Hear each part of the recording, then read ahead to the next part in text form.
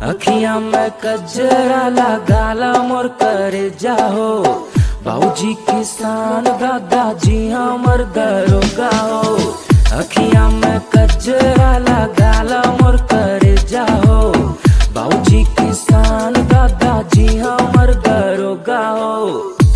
यरी माटी कोड़े झालू अरुणवा के खेत में, सुना ताने का हर शादी होखे वाला बा जेठ में।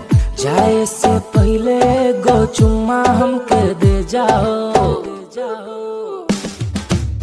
अखियां में कजरा लगाला मोर करे जाओ, बाबूजी किसान दादाजी हमर दरोगा हो। ओढ़नी के तान के तू जालू खरे यानी में, खेत में हम धान रोपे थे उन भर पानी में। चढ़ले जमाने में करे जाके न घूमा तारू हो, ए चिंटुआ के माई है न सुना तारू हो।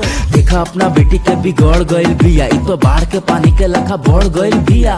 खूटा में बानो ना तो भैंसी तुरा जाई, झूठो के केस होई पुलिस थाना आ जाई। एने बाड़ू हो हमर फोन तो उठाओ ना, मिले का बा मन कभी दियरा में आवो ना। बाड़ू तू फूल जैसन जालू फुलवारी में, सबसे तू नीक लागेलू जनकरिया साड़ी में। हमसे तू अखियां मिला जाहो, अखियां में कजरा लगाला मोर करे जाहो, बाबूजी किसान दादाजी हमर दरोगा हो।